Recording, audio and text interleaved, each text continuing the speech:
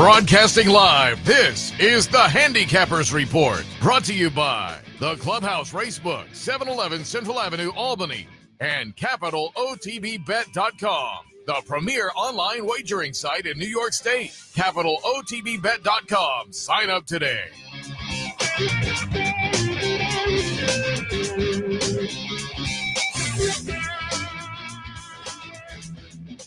Good morning, ladies and gentlemen. Welcome to the Handicappers Report alongside Seth, Merrow. I'm Anthony Mormino on a middle of February. Sunny out there.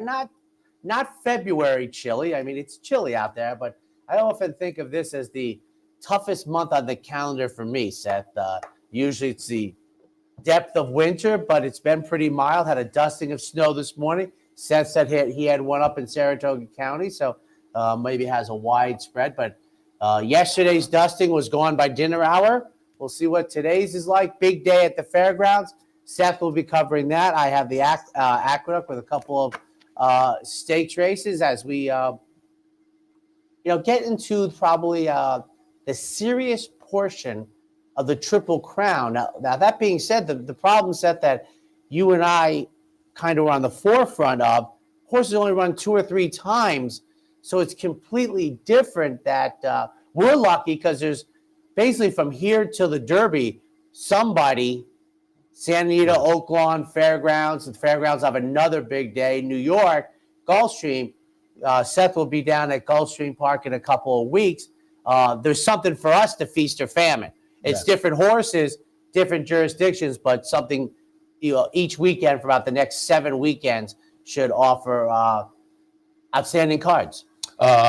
Another Derby future pool this weekend. It'll close tomorrow at 6 o'clock. Locked the favorite. And I read in the Blood Horse yesterday, he finally got a work in. They're looking for a race for him now. So we'll see how that plays out. Again, certainly sit back and watch some of the action today before you jump into the future pool. And it's February. If you're jumping in, demand some value there. But I always think it's fun. It maybe gives you a shot to have a few horses in the gate on Derby Day as backups, and then you can really zoom in on Derby Day on who you like that day, but you have a few in the gate as backups as well. So keep that in my future pool today. Coming up at 10 o'clock, Racing Across America with the big day at the fairgrounds. We'll have Joe Christofek on. Of course, he does the pregame commentary and the paddock commentary down there.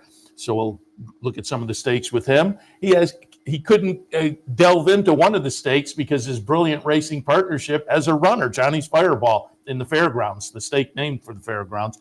So that'll be fun this afternoon too, but we went over the other stakes. I also have Brendan Walsh on. He has one of the favorites in the Rachel Alexandra, Intricate, who had a nice little 2-year-old season, won the Goldenrod last year. This is her 3-year-old debut. We'll talk about that one. He has another stakes runner. He has a horse on the undercard. He had a nice stakes winner at Gulfstream a couple of weeks ago. We'll talk about all that with Brendan Walsh and also John Piasek from Maryland Breeders because they have a nice day down in Laurel today. They have the General George, the Barbara Fritchie, a couple other stakes. So all of that at 10 a.m. So you're not having them on to clarify what's going on in Maryland, where we're going to build, who's going to do what, and when Laurel's closing. Or I had Frank Vespi on to kind of go over that a couple of weeks ago because he, the racing biz. Yes, that's his. And so I definitely we talked about that because it looked like they had righted the ship in Maryland after a rough period. It looked like, but now it's back to oof. I was thinking, I just don't know, why does it seem so complex? It seems to be a simple, you should have both. We've talked about this. 2 racing jurisdictions is rough. It's I don't know. It's just I'm anxious to see what the turf course looks like at Aqueduct, by Independence Day. The fact that they're going to run basically turf racing on two courses, starting, let's April 10th. I won't even take April 1st, but April 10th to July 10th, unyielding. But I don't understand why both of them can't work. And the other thing I was thinking, Seth, does this sound like the worst idea ever? Since people don't attend the races, what happens if you built a racetrack in a place where the land was inexpensive and you just had 3 turf courses, 1 tapeta and 1 dirt, and you just basically ran I mean, you don't really need population centers anymore. And you just, and I was also thinking that you could run like two kind of meets where the one at night might be for the lower classification horses so that your grounds have like 1,500 horses. I was like, I mean, in some place where the land is inexpensive in a nice climate, because you off the turf, I was like, that doesn't seem to be, that. So I'll be interested to see how Aqueduct plays it. But a big day. I said it before. This Fairgrounds, I think, Seth, was the first group to get.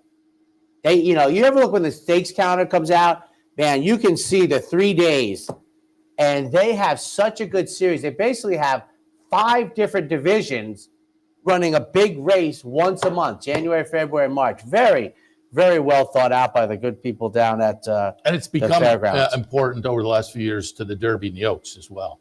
And that'll continue today. I mean, both the boys' side and the girls' side today have some nice 3-year-olds that will certainly play out. And speaking of 3-year-olds, you mentioned New York racing a little bit. NYRA announced Belmont Stakes Day at Saratoga sold out. So that from what I heard, there's still tickets available Thursday, Friday, Sunday. But Belmont Stakes Day sold out. Went on sale on Thursday, and bam, sold out. I didn't watch, but I presume they limited it to 50,000 seats. So there you have it. I mean, it'd be a world event. The Triple Crown and Saratoga meeting. That's 2 very positive things. So and I tell you, talk about the Fairgrounds meet. That's where I picked up Country House. It was just, to me, it was clear he was developing. And the other thing that I thought was neat, because I think they did step out on a ledge when they moved the Louisiana Derby to a mile and 3/16. That was, it seemed to be a bold statement to go beyond a mile and an eighth before the Kentucky Derby. So, but I was, we'll see.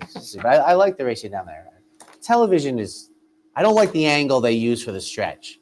They have a long stretch, so I'm assuming that may be just technically, but I agree, it's funny. It's a angle that we don't live with very often, and you having done production work, I've always felt like there's a solution, but maybe I'm wrong. And just for people who are watching, I said I would do that. Last week, the morning line was 5 for 10. It was plus $1.20. I was 2 for 10 plus 80 cents. So the strangulation of this, we got another week in the bank, another week in the bank. It actually added 80 cents, but this is the Python, or the boa constrictor, where I am I plus $171.68. I will be absent next week, and they are not giving me keys to the door, so we can't do the show the week after that because he'll be Mr. Fountain of Youth. Looking forward to it. Get down to Florida, spend a few days in the warm weather, but a nice day down at Gulfstream as well. We'll be broadcasting down there Friday and Saturday mornings live, so should be fun. See Brian and the gang. As Dan, our director, was saying, I know it's just a quirk of the calendar, but the Fountain of Youth now moved into March. You're just how times have changed, distance, time between races has changed, and calendars have changed. I mean, the Hutchinson used to be like, 49, the Hutchinson, the Fountain of Youth, the Florida Derby, and you had to get one more race because the Florida Derby was always around March 30th, etc. But so they will be in South Florida. I will be in the southernmost part of Baja California, where I've never been. Very intrigued to see what it's like. And one of the best things, and I've said this since I think young Anthony was 2, we went to Maine. But one of the great things about now and is I don't miss anything. I mean, the old days, man, you went, it was torture. Now there's no difference. I mean, people always ask me, when do you go to Maine? Union Rags was a 2-year-old. That's what I can tell you, because he won the middle juvenile stakes at Saratoga, and I was watching it. People getting into the game now do not have any idea. Well, it was a big thing with Saratoga. You could get the advanced edition of the rail. Oh my God, that was huge. That was like a smorgasbord. You felt like you'd gone to heaven. You're like, it did. And what's funny is it's the easiest and by far the best time to ever be a horse racing fan, and we don't seem to be capturing them when this is as good as it's ever been. And I tell people, I've had a personal computer since March of '98, You could not watch horse racing on a computer. It was like it jumped. It was not fluid. It was awful. But now it's Also, it was the size of a postage stamp. Now it's phenomenal. But And you had the it's terrible. And the other thing was also the modem. And I've seen people on Twitter, and I agree with the people on Twitter with this. I think the entries for the Risen Star came out like 6 days. And I know Naira is only a couple years into their 72-hour entry, which was 10 years behind everybody else. But why that can't happen, I just think it's good. It gets discussion about the race the whole week leading up to it. But here we are today. Anything else? Any other news? Nothing comes to mind. I was listening to you a little bit yesterday as the daylight hours get longer. Yeah, I was surprised. We were all in the studio when the Naira pregame show didn't come up at the normal time. We were all kind of thinking, was there weather down there? Did they cancel? And then I looked at the PPs and said, oh, no, post time's 1:20, which it hasn't been for months. But there was enough daylight, and it was only an 8-race card that the last one went off at about 5 o'clock, and there was still some daylight there. So 12:20 today, 12:20 races, etc. But yes, it's especially when you get older, you don't wish your life away. But I rarely miss February when it's in my rearview mirror. Rarely. Yeah, I'll agree with that. All right, I'll focus on Fairgrounds in the big card a little bit later on, but we'll kick things off with Aqueduct on this Saturday morning, looking at Saturday afternoon. Again, it's a 12:20 post time today. The opener, State-Bred Maiden Claimers, going 3/4 of a mile. Yeah, I've said this before. We're playing it the way we play it. No adjustments. 6, 1, and 2 as we kick off today. Ukrainian Princess going out for the Bruce Levine barn. Hasn't run since June 1. Has 5 races in the hip pocket. Has hit the board in 4 of the 5.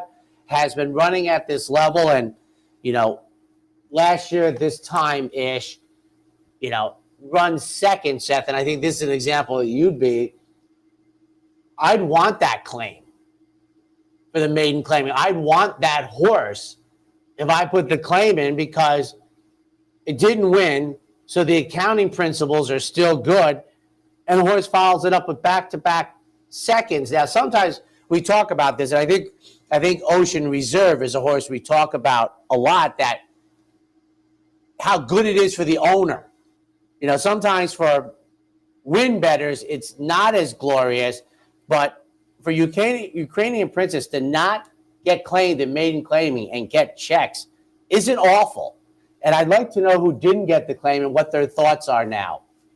I wanted the horse. The horse stepped up in company and hit the board. All for the way off, I'm going to take Bruce Levine. It's a very limited sample. Let me take a look at this, folks. 11 starters, so he's at about 40%. So that means 3 of the 11 have won. He's got a huge ROI, obviously a big winner. But I told you this past summer at Saratoga, layoffs to me are completely irrelevant in a handicapping mode. So number 6, Ukrainian Princess, apparently not one of the better offsprings of Armory Mule, is my top pick. For second, From the Rail, Seppin Hawk, second start since July of 22. And for third, number 2, 6-1-2 in a wide open. So I just want to a quick thing because I highlighted this. Look at number 7, First Class Cat. Now, it has 2 starts where there's moisture in the racetrack. So the bottom one, the debut on December 8th, is the only clear fast race. He gets a 26 buyer and he's 5-2. Now, I suspect, as you say, the 44 and the 48, but those type of racetracks might not be the racetrack today. The racetrack today is the 28 buyer. The only thing being, though, was the first start of the career. You never know with the first start of the career. He may just have gotten better since then. The first start is one sometimes I can draw a line through, and so I think Aragon is probably right there. I think the horse will take action off the last 2, despite the wet track. I will be, listen, Seth is right. I think it's also a horrible field.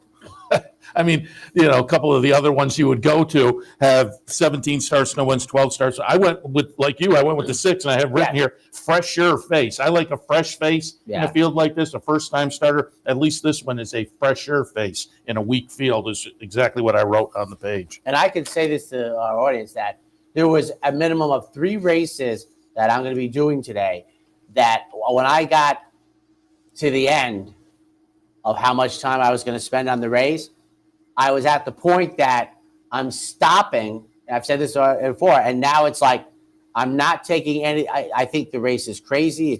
And the first race was one of them, but I could still only reach out to a 3-to-1 shot, where I was like, I don't have an opinion except to say my opinion is I don't like the 3 morning line shots at a low price, because I've said this before to the audience. Those type of horses should stick out to you. If you're looking at a 10-horse field and you have gobbledygook in your mind, take the 10-to-1 shot, which was Just Step on it the other day, when I was like, I don't have a real opinion except I don't want 3-to-1 in this race. Second race this afternoon, state bred optional claimers, non-winners 2 other than the condition, 1 mile the trip. The tough thing about this race was that our good friend Eddie with Lobster was the only horse on the outside of the spectrum of morning line odds to really take a flyer. And maybe I should have gone that way, but I just thought this horse was a little, he wanted a finger lace, his last one was that finger lace going 2 turns. I went 6-5-4 here in a race where I think 5 of the 6 are legitimate, win type horses. So I'm not taking Bourbon Chase at 9-5 on top. I'm going to take Linda Rice first off the claim from Dutro to Rice. That's horizontal for me. First start since December. That was in the slot going 2 turns. Now we get back to 1 turn for a second. Bourbon Chase. Todd Pletcher's runner, very consistent. But to me, the consistency is about a 78, 79 buyer in that area, and I think that puts him in the mix with everybody. And then Tom Morley sends out the 4, another voided claim running third, 6-5-4 in a race that I think 5 out of 6 are very live for the trifecta. Third race this afternoon, starter allowance types going 3/4 of a mile. And do they release anything besides the voided claim? Is there like a paragraph of? Supposedly there's something at the bottom of the chart. If you look on the chart after a voided claim, it will note. But after somebody told me that, I went and looked up, and I think it's like this was voided claim because of paperwork. This was voided claim because of a vet. I mean, I don't think it goes into checks like a box and moves on. Yeah. All right. And it's not going to happen, but I would be intrigued to get some, how the people that put the claim in. I think you're right. I think a lot of them would like to keep the horse. Yeah. I think you're absolutely right there. 4, 7, and 6. And one of the things that's become easier for me, one is, not paying attention to layoff lines. The other is I don't say the word or really refer to class, which was a big handicapping angle in the 70s. I think basically Andy Byer's speed figures was the beginning of the death knell of class. Because that was Byer's central argument was a horse that runs an 83 is faster than a horse that runs a 74, even if the classification is lower. But one thing in New York that I feel, there is a strong divide, especially with these starter allowance, 50,000. Now, we run infrequently some lower levels, but to me, there seems to be just claimers out of restricted that it's very difficult to compete with. 4, 7, 6 for me, and I took a horse for David Duggan, the 4, that has 2 races back, showed me can compete by being a runner-up at this level. That's very on a clear, fast racetrack. That's very important to me. Horse shows good speed. Now, it's a rarity. When this horse stepped up from restricted, was a big price. Now, remember, for me, the bigger the price, the more questions you could ask. Well, Mooley answered it. For second, number 7, Jolly Miss Jill. Linda Rice claimed this horse. Horse has been very popular. Seth, I think you've mentioned this from time to time. This is a claim back, which many people like that theme for very strong reasons for Linda Rice. Now, this is a little bit of a reach to compete at this level, but it's Linda Rice, and she has really broken the bar graph for me, where she's been almost a consistent 22% winner and will be famous for John Toscano, 4-7-6. And I just looked up the Morley horse from the last race that had the claim to verify. And you go down and under the chart, they're voided claims, name of the horse, and then parenthetically vet. So that's not really giving you. And you wonder how, like, what the tipping point for the vet is. Like, if it's severe, well, you probably could see it, but you're like, you know, it's something that shows up. The guy's like, I'll take the horse. I can work with that. That's fourth race this afternoon at Aqueduct, conditional claimers, going 7. 4-2-6. Orlando Noto, who's on my, we're kind of like he's on my radar screen because I think we're in that time period where the bar graph might be going up. And I said this last 2 weeks ago that I want to be in front of the train before he gets on it. And his horse ran well, didn't find the winner's circle, but you can see where he has 5 runner-up. The horses are running well. I've said this before. Very few people love stats more than me. And 0-for-16 looks bad. But if you look at the price of the horses and everything, and I'm a vertical player, they're helpful. Irish Jackson, to me, is a major player here. Debuted in April, laid off after the claim. This had to be a nightmare, Seth, for Orlando Noto. You know, it's claims the horse wins the race and needs a layoff. That has to be worst case scenario. But has had 2 solid performances, you know, buyer-wise, and I like Irish Jackson, who's 5-1 on top. My Town, My Rules, another Linda Rice horse, 3rd start since the first day of autumn, and for 3rd, Valouse going out for Mike Michelli after trying New York State 1X, drops in for 25-L, 4-2-6. Fifth race, we're looking at conditional claimers again, $25,000 tags, non-winners of 2 lifetimes, 6.5 furlongs. 4-1-2. I think it's apparent where Rob Atras had a very medium timeline is in one of those hot spells. First time gelding, first race since November. I can believe that. Blinkers off, hot barn. Number 4, Honed, who is 6-1 on the morning line, is my top pick. Number 1, You Better Be Joking, Linda Rice, first off the 16,000 claim. And not only, Seth, is it amazing, and maybe these things fit each other, that Linda's like 25%, 22 consistently. She's like the same thing, irrespective of the classification. I mean, it's really unnatural almost. And I mean, like, first off the claim, folks, 145 claims. She's 25%.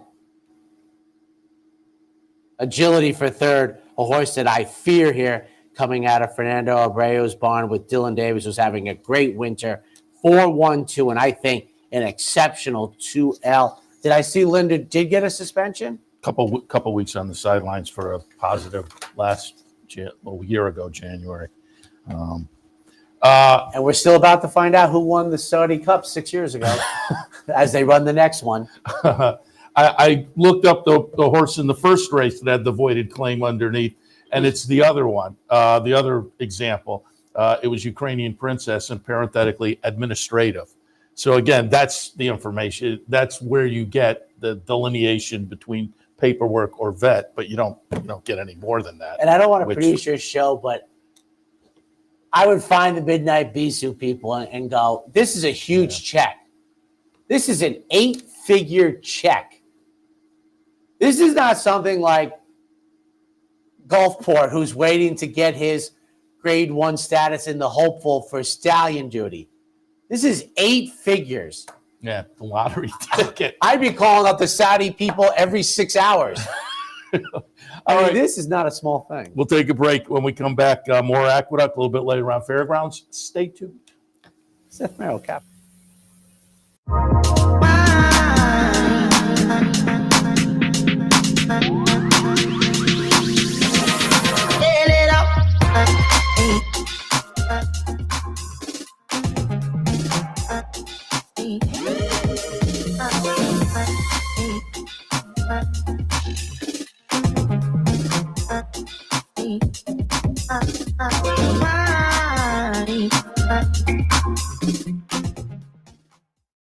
Haven't signed up for a Capital OTB account yet?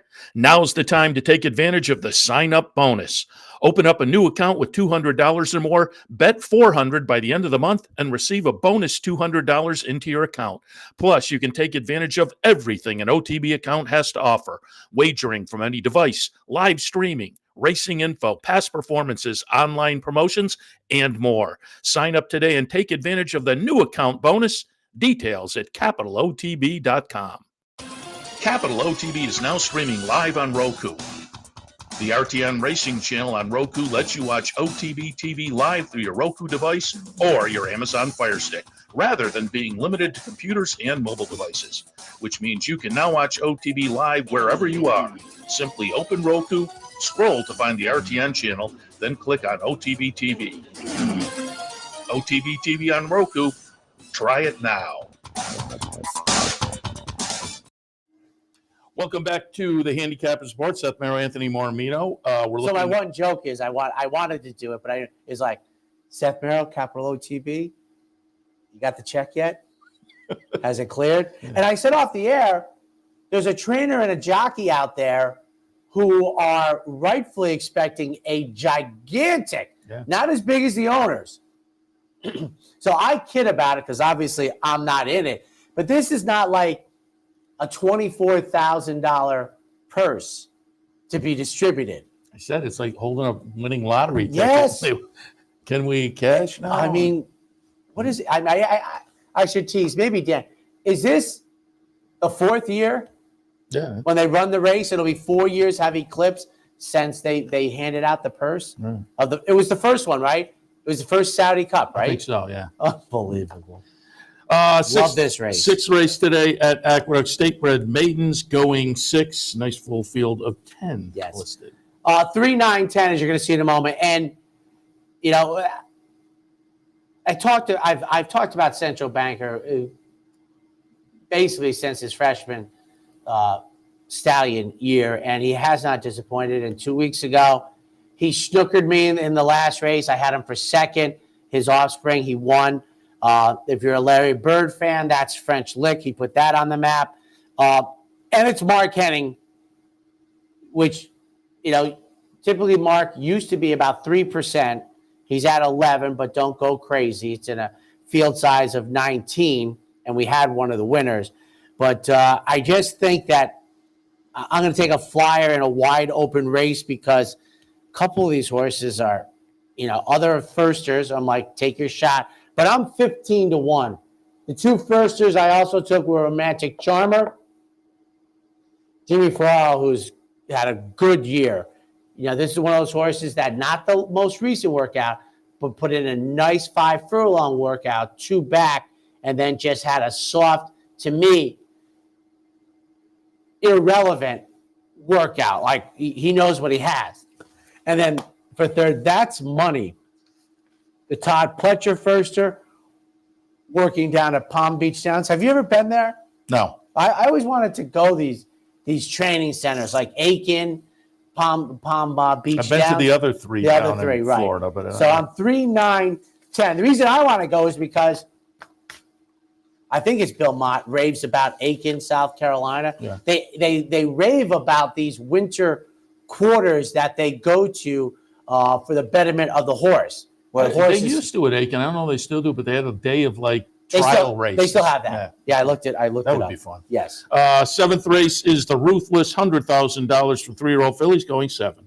5-4-2, folks. Low Society. Okay. Dylan Davis, 10-1 on the morning line. Mike Baker, second off a $50,000 claim. Down the road in optional starter allowance for second. Number 4, Phil Bauer sends in Helena's Forte, making third career start. Comes out of a sprint race stakes down at the fairgrounds for this race. Now, this is a horse, Seth, I probably never saw this before. I looked at it in the debut, 99 cents to the dollar. Not quite even money, but nice on debut for the offspring of Matoli. And I've said before, my wish would be for my horse to break the maiden, like 77 would be perfect. 83 is like the top. I don't want 92. You don't seem to grow from those. And for third, Reconcile, who I think with Linda Rice is going to be shorter than 5-2 coming out of the Laurel Stakes race, the extra heat. 5-4-2. Eighth race this afternoon, state bred allowance runners, non-winners are one other than, again, 3/4 of a mile. 9-4-1 for me, folks, and goes busting for Roddy and Mary Valenti. Bruce Levine, I like him early in the card, I like him late. Has run well on fast surfaces, sloppy surfaces, been short price in all of them, will be a moderate price today in the allowance company for the second time. For a second, number 4, our friend Jimmy Bond sends out this runner for only the fourth career start, first one since December 7th. Takes on winners today for the first time. I think has a very attractive running style for taking on winners and is 10-1. For third from the rail, number 1, True Empress for Carlos Martin. So 9-4-1. More stakes action. Yes. Race number 9 at Aqueduct. It is the Broadway for New York bred fillies and mares going 7. A nice, 8 is, is a good size in today's day and age. You don't expect double digits too often. 7-5-4, security code at 5-1 for Phil Serpy. We draw outside. We have good tactical speed. I like this. As I was watching the races yesterday with Seth, I really felt as if the overland route wasn't awful. I forget the race, but boy, there was a 3-5 shot, Seth, I think. And at this horse, to no fault of its own, was in trouble every second in the race and ran and got beat. Was in between horses, was getting all the worst of it. The winner was just stalking on the outside. 7-5-4, and as I said, and I think security code is looking at all the best of it. For a second, I've never gotten this horse right, Seth. Valentine, who I have picked, I think, 3 times, and I've been wrong with her every single time. For third, Gone and Forgotten, Mike Maker's runner, first off the $45,000 claim. Gone and Forgotten is one of my third place horses, Seth. I don't think has a chance of bettering that selection, 7-5-4. Sometimes I pick third place horses, and I think they could definitely outrun my selection. And again, with daylight hours, we'll wrap things up. 10th race today, just before 5 o'clock. The 10th at Aqueduct, $16,000 conditional claimers, 1 mile the trip. Dozen. It's 9-3-4, folks. Ice Road gets my top pick for Peter Walder. This horse has tactical speed from the outside, has been an in and outer, but what I like is throw out the starter allowance races. And in here at a clear, fast racetrack, I think I have a shot with Trevor McCarthy. For second, Screw Loose, Mark Henning, Katie Davis, big price, got crushed in 2 races taking on winners. This is a softer spot than those 2 efforts. And then Memphis, number 4 for Wayne Potts, 9-3-4. All right, we'll take a break. When we come back, we'll shift our attention to the big day at the fairgrounds. Stay tuned. There's no better place to enjoy horse racing action than the Capital OTB Clubhouse Racebook, 711 Central Avenue in Albany, just minutes off of I-90. The Clubhouse Racebook features over 200 flat-screen TVs, bringing you racing action from across the country, plus all the major sporting events. Racing info, tip sheets, promotions and events, track odds, plenty of parking, and a full bar and restaurant. Stop by today. Capital OTB's Clubhouse Racebook, 711 Central Avenue in Albany. Sometimes it pays to go with the flow, to check your worries at the door, to reconnect with your crew, to follow the thrills and the flavor, to roll with it and see where it takes you, to enjoy every minute to its fullest, and to dance like there's no tomorrow. You can do that here at Rivers Casino and Resort Schenectady, where the good times flow.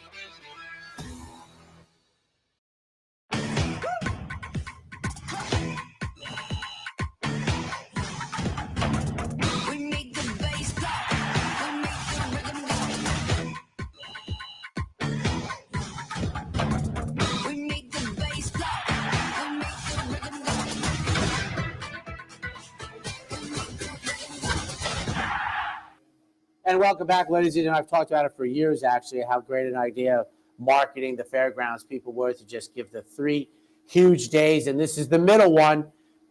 Louisiana Breds, non-winners of 3 lifetime allowance, going 6th in the opener, which will be 1 o'clock our time. George Allen would have been a good bet last weekend, right? But, Yes. And speaking of that, I had it on top, and so scored it up like about $10. But it didn't even dawn on me until they came down the stretch, and it was referred to. A Cupid horse won on Valentine's Day. Cupid's boy, Cupid's something. And like I say, I had it, but I was not making the connection until the race caller put it together. Sometimes those hunch bets work out. First race today at Fairgrounds for me, though, is 4, 6, 2, and 7. I'm going to put Dr. Deal on top. I don't have a strong opinion in this race. I mean, we're looking at state bred non-winners of 3, but this one comes in with a pretty good record, relatively lightly raced, a couple of wins in 4 starts, including last time, and what was kind of a similar race, N2L versus N3L. I think this horse is logical. If we get the 4-1, I think that's going to be a nice price. At 7-2, Tommy Amos and Tyler Gaffleone have hardly able, the 6 horse, also coming in good form, 6 times in the money in 7 starts, adds the blinkers today in hopes of improving on the last couple of starts. Nice win 3 back, though, at the end, 2L level. I think, coming in good form like that is certainly a solid contender. And like this, off a nice win at the N2 level. Dr. Deal, however, is a little more lightly raced, so I thought a little more blue sky potential for that one. But at the Brett Calhoun runner coming off the last effort certainly is dangerous in here as well. The opener at Fairgrounds, 4, 6, 2, and 7. And I used to tease the fairgrounds people because they always ran their turf races at about distances, which some I understood. But I said, if you run about a mile and about a mile and an eighth, somewhere in between there is exactly a mile and a 16th. So the mile and a 16th, they never had an excuse for running about distance. Second race, a mile and 16th. Optional claimants. And there's supposed to be a little rain today, but I don't think it was enough to worry. But if so, there are dirt picks on the website. But on the turf, I have it 11, 9, 2, and 12. I'm going to put Wonderful Justice on top. Horse for Brad Cox that had obviously shown some ability because won the debut and then wins a stakes race next time out.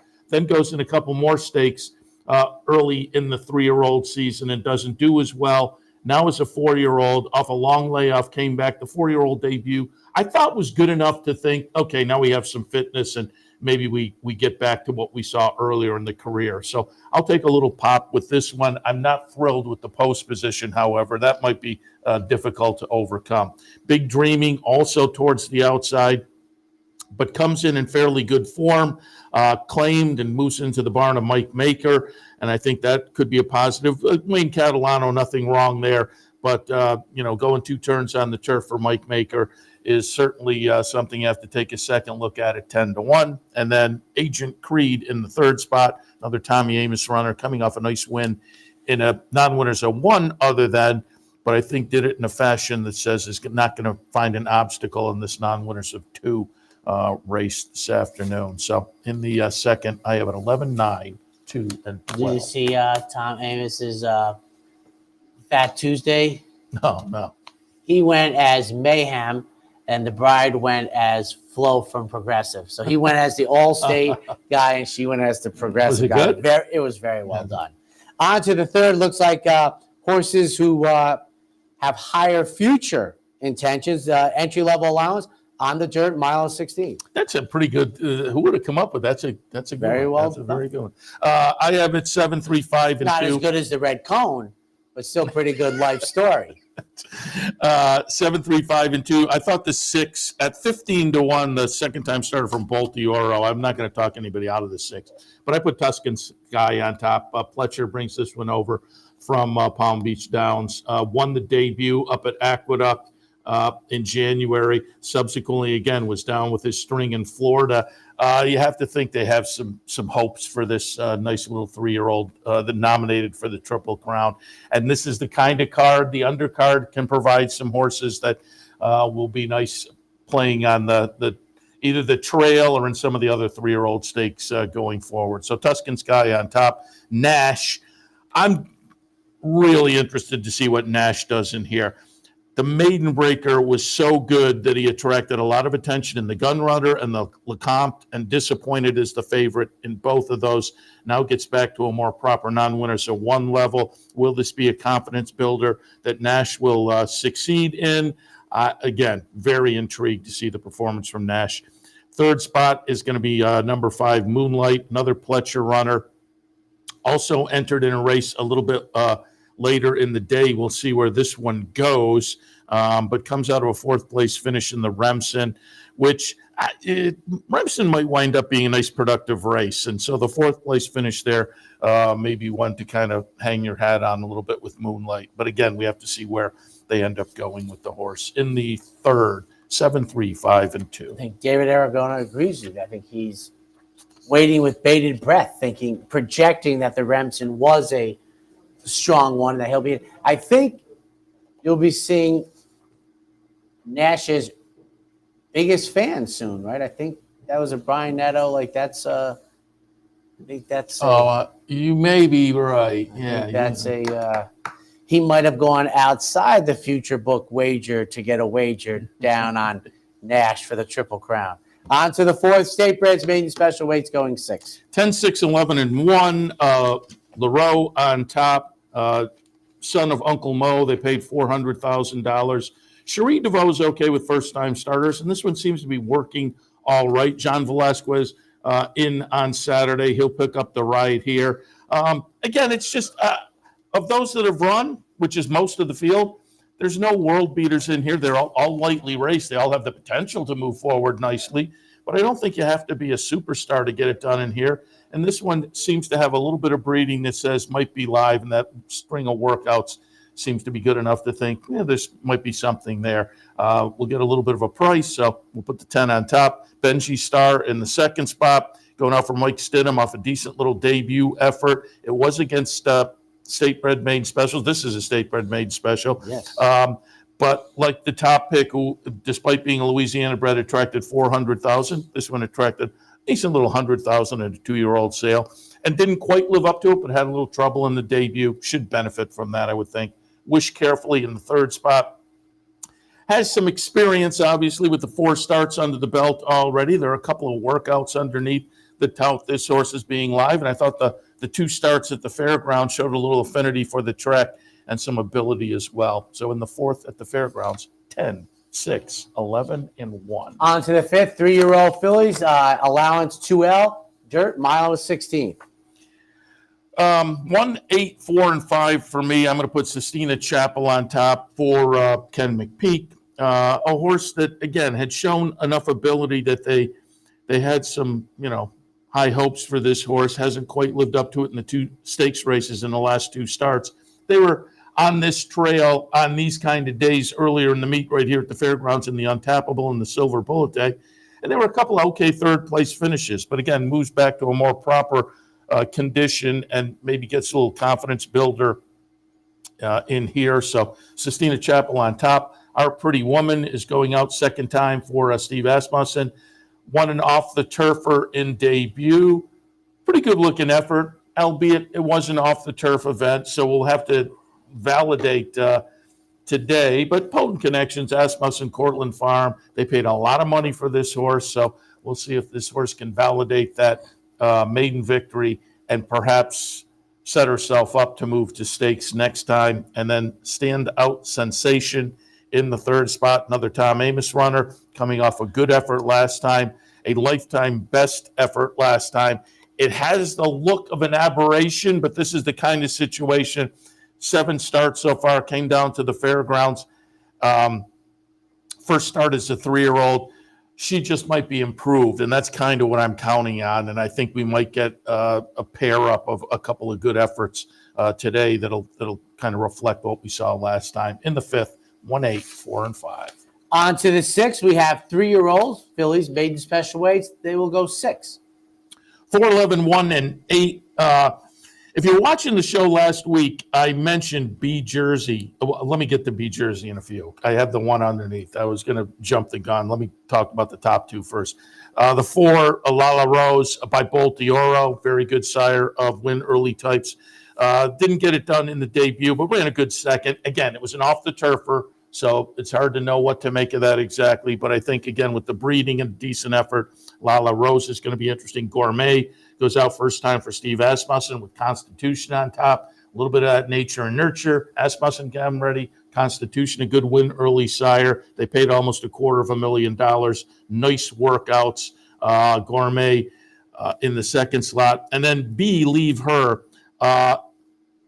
Again, if you were watching the show, I think it was last week, there was a first-time starter, a second-time starter maybe at one of the tracks from B Jersey. And I said, it's been only about the last month or so that I've kind of picked up on B Jersey as a win early type sire. And sure enough, the horse that I was focused on got it done that day.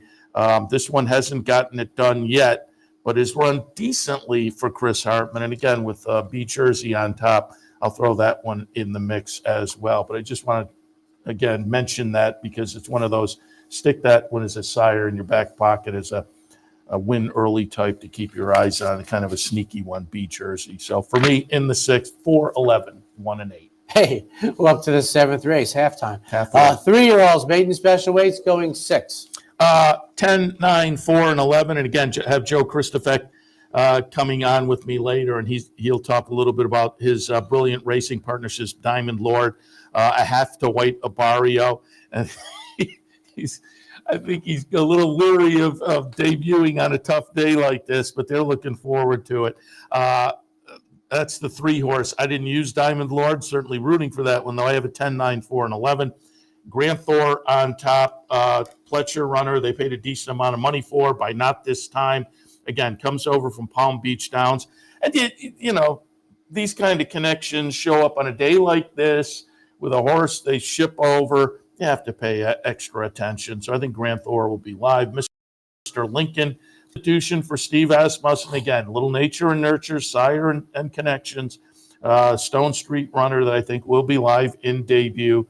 And then Discreet Mischief, yet another first-time starter. This one, again, nature and nurture into Mischief, and Brad Cox. So I think has the potential to be live in here. The runner with experience I have in the mix is the Tommy Amos Omaha Beach runner, Higgins Boat by Omaha Beach. I think that one is maybe on the way to a win as well, with the first couple of starts moving in the right direction. 7th, I have it 10, 9, 4, and 11. We'll take our final break. When we come back, we get rolling with the stakes races. And they're off in the Pegasus World Cup. They're off in the Fountain of Youth Stakes. And they're off in the Curlin Florida Derby. Forte wins. White Aporio almost home. And Nyquist is still unbeaten. Orb and John Velasquez have won the Florida Derby. Barbaro wins. And there you have it. Northern Dancer will be the winner of the Florida Derby.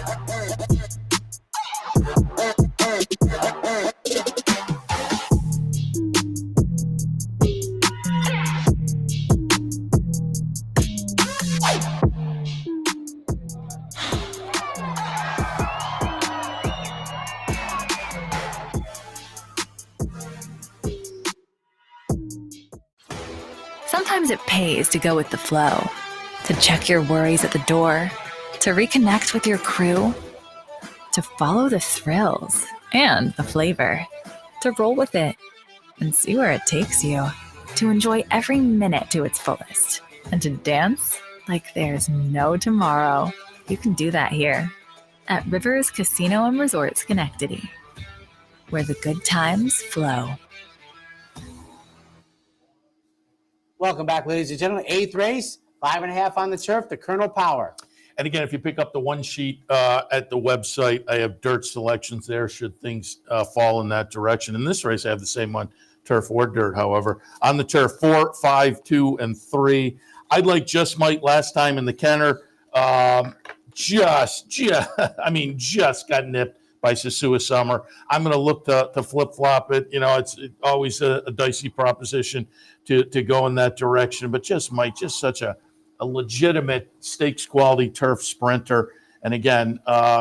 comes off of the near miss last time to Sasua Summer. So I have that one right underneath. We'll see if they battle again. And as I say, whether my crystal ball is right and they can flip-flop it or it comes out the same way. But I'll put Just Might over Sasua Summer. Charging in the third spot. Comes off a nice win for Tom Morley. Nice couple of wins, actually, since arriving down at the fairgrounds. Turf sprinting, and again, turf sprinting kind of a specialty. Tri-Stakes company here, but off the last two, I think, is a fit.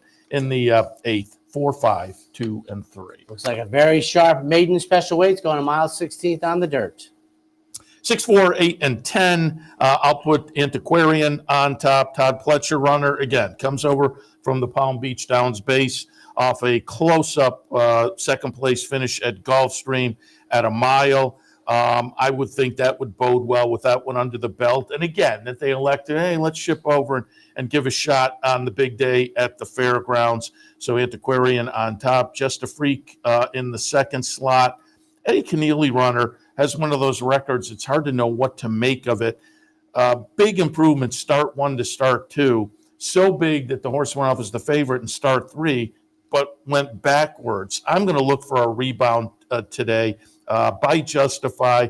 I'm going to hope that second start of the career was a little more what we can expect from this horse talent-wise. And as I say, I'll look for a rebound this afternoon at what may be a nice price. We're looking at 8-1 on the morning line. But again, if you just look at that second race of the career, this horse is certainly a solid contender. Sweet Talking Bourbon in the third spot for Cherie DeVoe. Off a couple of decent efforts most recently. Nice improvement, start 1 to start 2. If that continues today, I think this one is a real player with Luis Saez jumping back on board. In the ninth, I have it 6, 4, 8, and 10. 10th race, Al Stall the Dad, mile 16th on the turf. 8, 3, 13, and 5, not so close. Going out for the Mary Lou Whitney Stables in Norm Cassie. So again, the Eaton Blue and Brown comes in off a bullet workout to start the 5-year-old season. Lots of early speed. I'm going to look for not so close to maybe try to steal it on the front end. Creative Cairo coming out of the nice win in the Krantz, to me looks like the one to beat. Comes in also with a bullet workout. Now, this one doesn't have the same early speed that Not So Close has, but that bullet workout I think would bode well for the race this afternoon. And then in the third spot, we'll go outside. Not thrilled about the post position, but Join the Dance, who ran second behind Creative Cairo in the Krantz. Does have some early speed, which I think will be engaged to maybe help overcome that outside post position, but does have to overcome that. In the 10th, 8, 3, 13, and 5. I always love every year this mine shaft because in the year that he won a Horse of the Year championship, 03, this race was called the Whirl Away in those days. He lost. So they named the race after him that he lost, the mine shaft. 9, 3, 1, and 4, up with Smile Happy on top. And I will admit, I am rolling the dice here because this is a hard horse to know what to do with. 3 starts back in the Ali Sheba, which was the better part of a year, but last May, throws a triple-digit 110 buyer and wins easily down at Churchill. Follows up in the Foster, which last year was run at Ellis, and runs 5th. Then lays off from July until January, comes back in Louisiana, and I liked him that day, and at 5-2, just, disappointing. I'm hoping he benefits from that and throws in one of his better performances. I think we'll get a little bit of value off of that seasonal debut.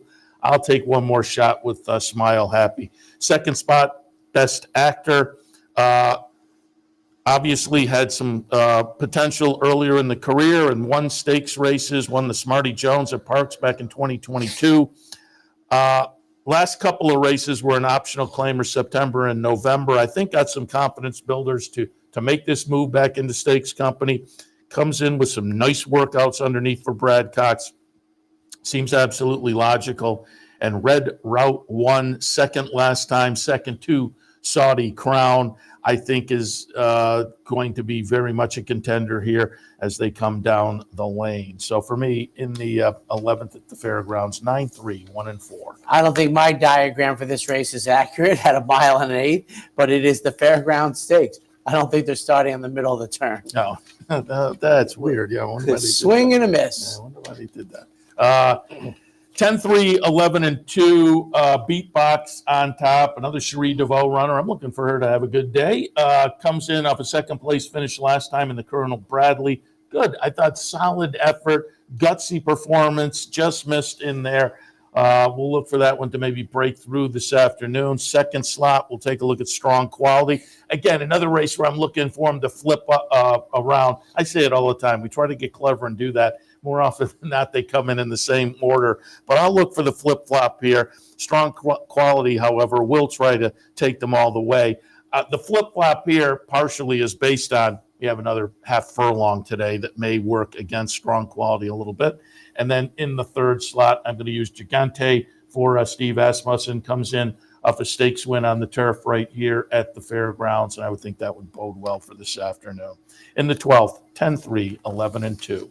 Race number 13 scheduled to go off at 6:48 our time. 3-year-old fillies in the Rachel Alexandra. I'm going to put, again, I have Brendan Walsh on. You'll hear him talk about Intricate. And I taped that yesterday. I taped both Joe Christofek and Brendan Walsh yesterday. Two nice interviews. We'll have John Piasek talk about those Laurel Stakes live this morning, however. But you'll hear Brendan talk about Intricate. I thought this is the kind, to me, that can come back improved. And it sounded like Brendan had some confidence in that as well. Said the horse has been working very well. Had shown plenty of ability last year as a 2-year-old filly. Now starts her 3-year-old campaign. I'm going to put Intricate on top. West Omaha.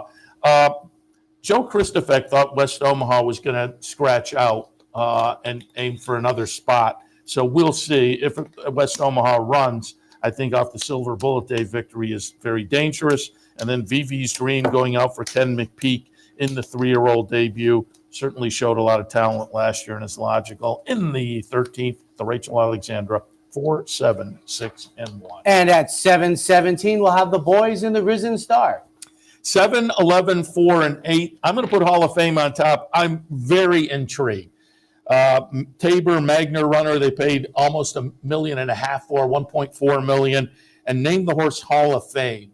Seems like there was some intent, some expectations there. Took a start to live up to that, but won very easily. Now you win by 10. You're either really good or the rest aren't that good. But he did it with a number that says he may be that good. I'll take a little shot because if he does run big today, it'll be the last time we have a chance to get a little value on him. Track Phantom certainly has looked very good for Asmussen so far. Likely the one to beat, although doesn't get helped by the post position. And Sierra Leone in the third spot. Chad Brown brings over this runner from the aforementioned Remsen, ran a close-up second to Dornock in there. So for me, 7, 11, 4, and 8. And that wraps up our look at it is a tremendous card at the fairgrounds. I hope they get the weather. They have 3 maiden special weight races that just add to the luster of the day. So here's hoping, keep our fingers crossed that they have terrific weather for their middle jewel of their stakes action. So days are getting longer. Daylight, as Seth said, you got 5 o'clock in New York, couple stakes races there. Oak Lawn Park, their middle one must be coming up soon, as is you'll be down at Gulfstream Park for their middle one, Fountain of Youth Day. So have a great Saturday, ladies and gentlemen. We'll see you in a couple weeks. You're watching OTB TV, a service of Capital Off Track Betting.